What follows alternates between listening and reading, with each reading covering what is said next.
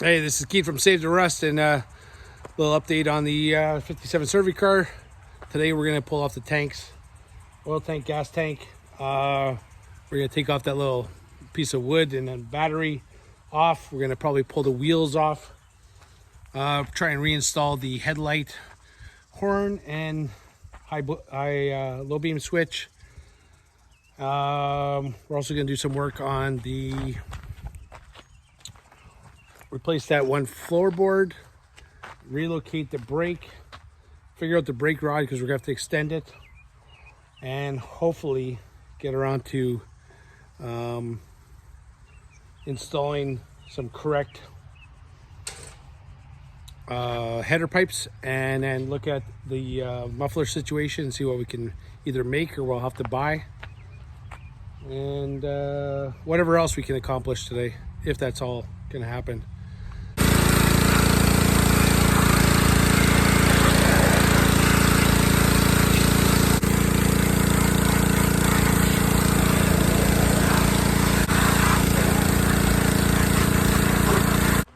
So we got the Servi Car all washed, tried to get as much of the old grease that was on there off, and we got it up on the lift. Couldn't find my jack stand, so I got it kind of on another lift. It's all tied down, shouldn't go anywhere. And we got one wheel off, and I wanted to show you. Here's the second wheel. It had some adapter plate. So these rims, inside of them, there's at least on this one over here.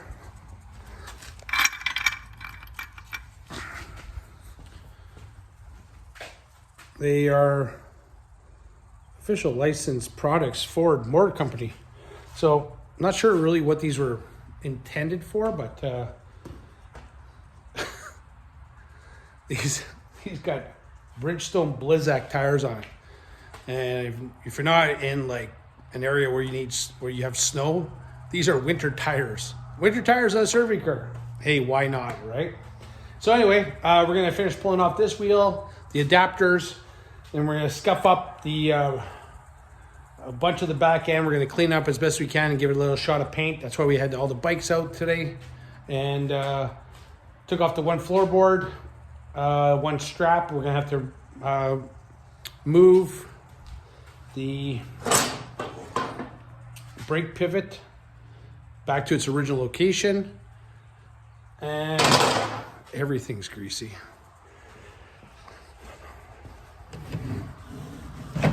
And then we're going to take this strap off. We're going to give that a quick shot of paint, this side. Pull off those two inner primary bolts and put the lock washers on. And yeah, just try and get this thing ready so when we get the paint back, it's go time. Let's get this done. And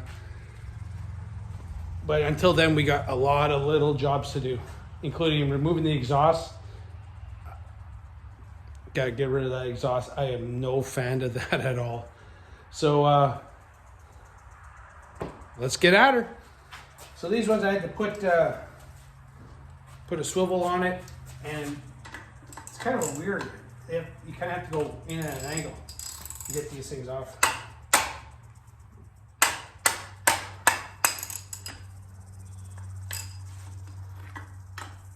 It's loose.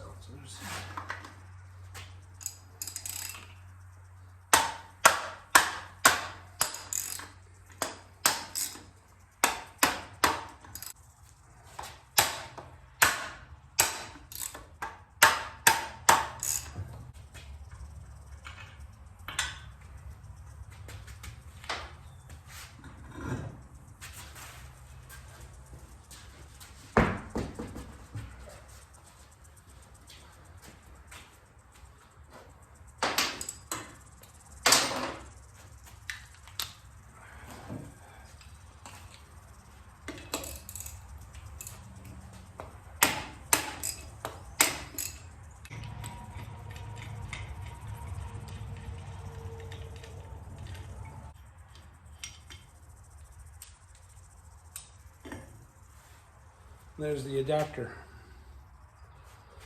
Won't need that anymore.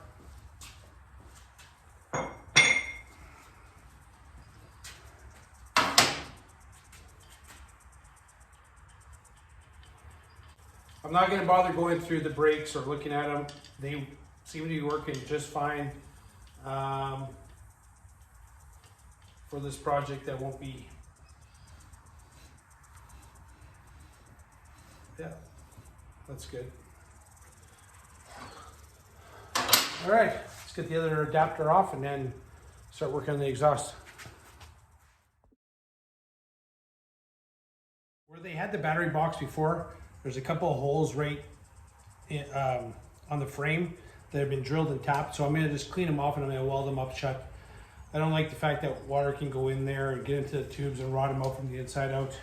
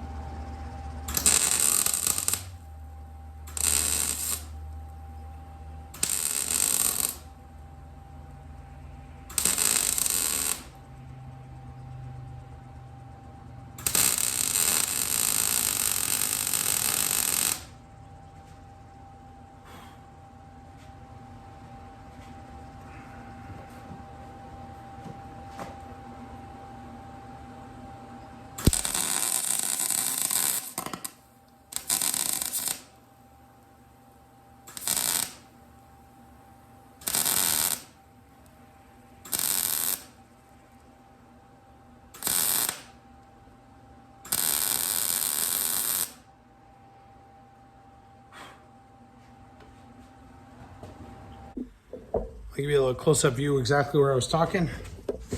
You can see here and underneath here.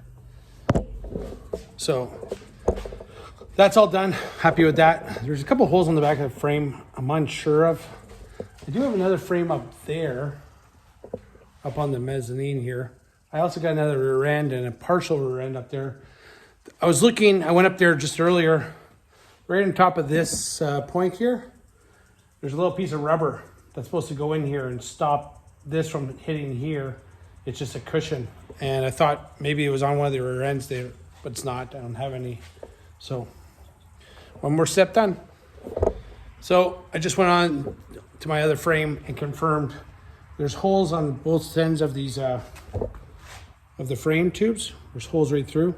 So I'm gonna have to clean those up and weld those solid or shut. I mean, again, you don't want holes in your frame so you can allow water to get in and not have the ability to get out and just rot your frame from the inside. There's also a couple underneath the seat right here. So I'm gonna fill in all those.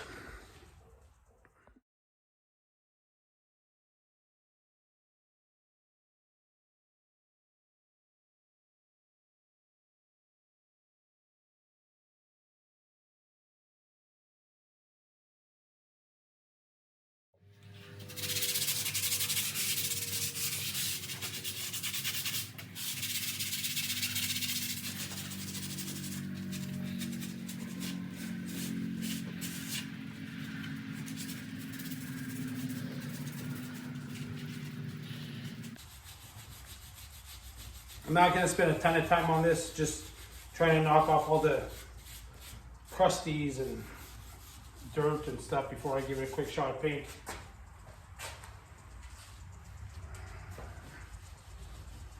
I've given a lot of this just a quick once over.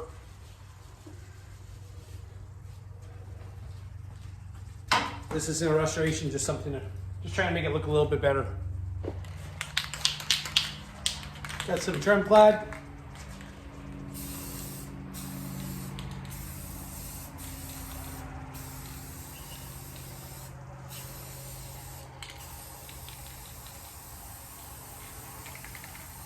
Is this done right? No. It's just to make it look better. It's not a restoration. It's just to make it look better.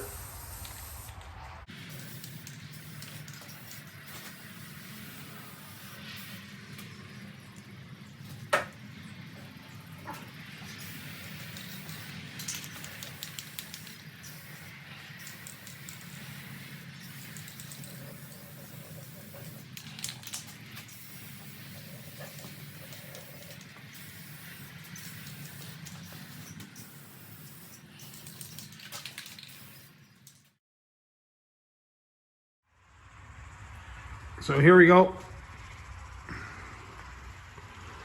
It's all painted. You're gonna see almost nothing of this. Once we put the box back on and the wheels on, you're gonna see little bits here, a little bit down there.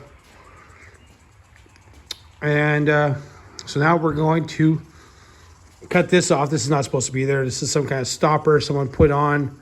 There's another stopper up here for the forks, so this is completely unnecessary. And what we have to do is we have to cut this back. This piece of metal that's in here, it's probably right where the recess is for the steering dampener. So I hope by just cutting it off, I can, pull it out and still use the steering dampener. Because it has to, see how this piece goes into a receiver straight underneath there. But this has been welded. And got the floorboards off, got the tanks off. And we're going to start reassembling. I'm gonna just keep plugging away here.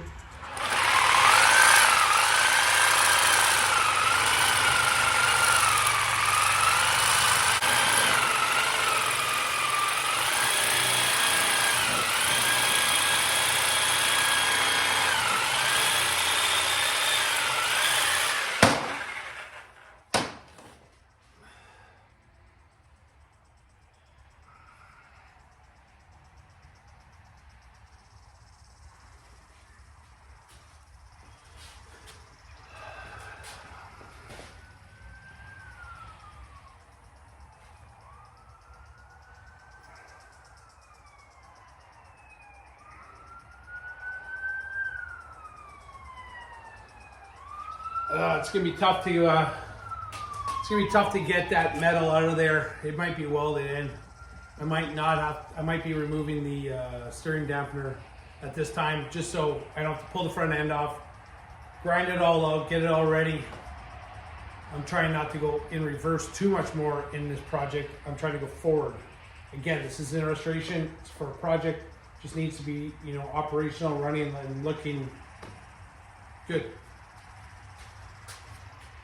So one of the things that I noticed when I was looking over the bike, that it didn't have a transmission adjuster. This right here. This goes behind the transmission into the frame. So this part screws into the transmission case. This sits in a little recess in the frame, and this is how you kind of pull your transmission back to tighten up your chain. So I've been trying to put it in and then realized that there's a broken one of these inside the case. So I guess we're not putting that in today. That's going to have to be pull the transmission and then pull out the broken stud in there. So at this point, we're not doing it. Just part of building old motorcycles, some of the stuff you come across. That's why I like building stuff right from the ground up, so you don't run into this stuff. But this is par for the course. This is just how it is. So I got the inner primary here. This is the third time I've had it off.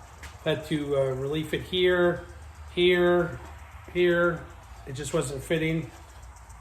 Third time's a charm. It should fit now, and see how it looks. So we got the chain guard installed. That was the first one I ever did. I never actually had one for my other Servi car, and it took a little bit of work to get it on, but I'm happy with it. I still have to find a bottom piece. I can't remember if this one came with or without it. I have two chain guards. I got to find the other one, but progress. So, in case you're not familiar with, this is the inner primary. And one of the things about 45s, they were never designed to hold oil. There is no seal. This is straight. Oil comes out of this breather, drops oil onto the primary chain, and then it just kind of drops onto the ground. These are the lock washers. This goes in there, and then you fold it over. See this tab? It clips in here, this little spot here. It's a little difficult with the chain in one hand, but you're gonna get the idea. I'm gonna put this together. This is a crappy one. That's all I had. I had one new one and one used one that's better than nothing. The bottom one is more likely to just fall out and drop into the pan, but this one falls out, drops on here, goes here, snaps the chain. Happened to me once, not gonna happen to me again. And that was because the lock washer actually failed. So you can see the tab locks into the primary, and then the bolt goes in. Now I'm gonna just bend this over so that that bolt can't come out. So we're back on it today. Gonna continue just adding parts, doing some painting. We got the floorboards on the left side installed. Still gotta put the clutch cable on. Gotta adjust it again a bit more. And then just started running the internal wires in. So we got the horn and the high-low beam switch, so we just got it pulled through. And we're gonna install the headlight. Then we might try and actually start on the exhaust, or we'll go for a ride. It's another hot day here in Manitoba. It's like 30 degrees and sweating inside the shop. So got the inner primary on also. So we're at the stage now where we're reassembling. There's no more disassembly. One of the things I'm debating about is you saw that I cut this mount off. I do believe that this actual part of the dampener isn't the right one. I think there's the one that I need is a little bit thinner here. It's like this one's pretty thick, and I gotta do a little bit of measuring and see if if that's the correct one. Again, I didn't order these parts. This is what came on the bike, and I'm debating because I have to, clean out the recess that it's supposed to go in, about just tack welding it on, because this thing, when you're in reverse, you could really use a dampener. The bars just start going all over the place. I'm going faster than I probably should too, but I'm just thinking about tacking both sides, because in order to do this right, I got to pull the front end off, flip the frame, and then then I could spend some time carving out the original recess that would fit in. I don't think welding it would do any damage or cause it to break or anything, like as far as the dampener, because it's held in there already, and it shouldn't move. So I might just tack it on both sides. We got to paint the oil pumps. We're gonna give this one's military green, which is cool. We're gonna paint the oil pumps, and then we're gonna just hand paint the lifter covers, and I doubt I'm gonna touch the barrels because there's just too much overspray everywhere. I don't want to sit there and mask off the entire motor. I just don't want to. And then where do you stop? Right then I got to do the heads, and then so I'd rather just leave that as is. It looks pretty good, and yeah, waiting on paint now, which is cool. It's nice to be at this, and we still got it's June 1st now, and we got a month that this has to be ready. So we're in good shape. I've been hammering away on it pretty good. So let's continue. Let's get this stuff together. So what I started with is I put the horn button in first because it's single wire. Single wire is easier to get in first, and it's easier than trying to bypass 3 wires. And then what I did with the high-low beam switch, which is 3 wires, these 2 had ends on them, so I staggered them, taped them together, and then started pushing them through. And I've got one in here still that I had to tape because I had to cut it. So we're gonna fish this through.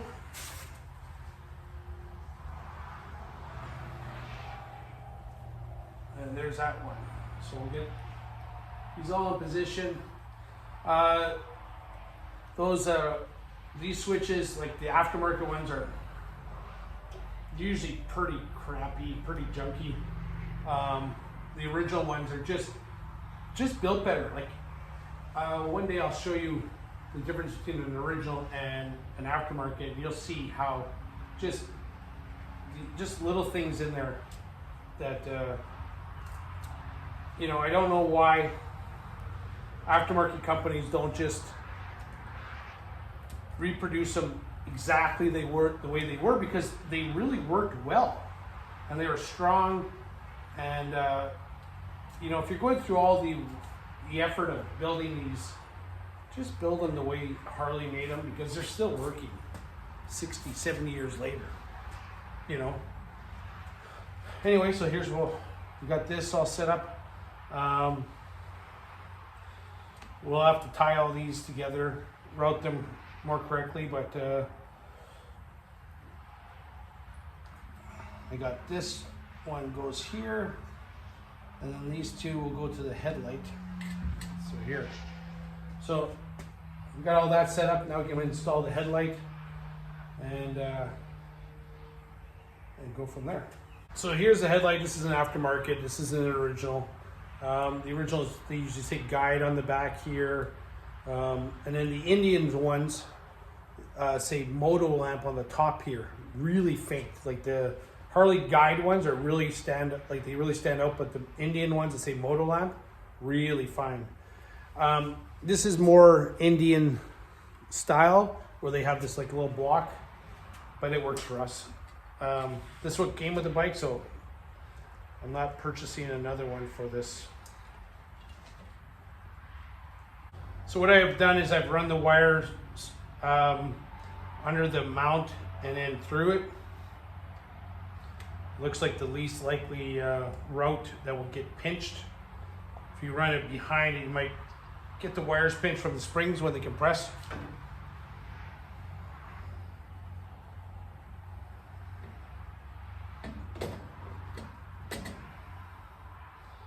And that's where that's going to go. So in the meantime, though, we have to just position this so it doesn't fall. Well, in the meantime, there's a spacer here that I have to install, and it's I should have done that first, but I didn't. So there's a big spacer here, which is weird because on the original Harleys, so this is aftermarket stuff, right? This mount is like about that much shorter, and it goes directly under or on top of this handlebar mount. So this one, there's a big spacer in it. So here's that spacer. So I got to position it all at the same time, which is of course difficult with just by yourself. It's literally a three-hand ordeal, but let's see if we can get it in. So a bit of a struggle to get this that in. I had to pull this back a little bit, slide the spacer in, drop the bolt in, put the washer underneath, put the lock washer underneath, and try and get the nut in all at the same time, and finally got her done. So now we can tighten it up, and then we can install the headlight. So this is also the only Springer I've ever had with that Monroe style shock. So I'm kind of curious on how well it works, and especially once I get another steering dampener installed. We won't be doing that until we won't be taking the wheel off until we get the fender, because there's no sense pulling the wheel off, then taking it off again for the fender, because you have to kind of slide it up. It's a real pain trying to do that.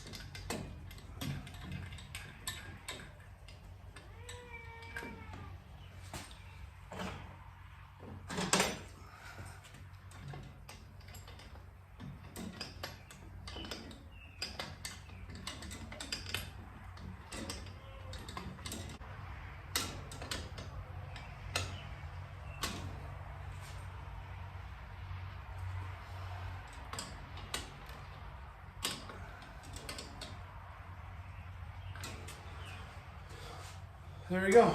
Got the headlight back on. I guess we'll have to check. You got to spice this one wire in, and then I'll get the battery and just make sure everything works again. So with that, I think we're going to end this video. We got lots more work to do, but we're going to leave that for the next one.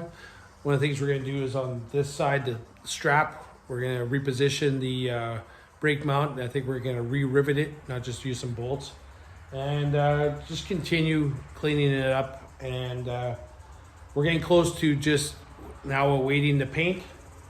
I'm going to change a few more things, but stay tuned and follow, because we're going to be getting this bike completely back to Servi Car style with original fenders that we've never had on before, original rims, and more.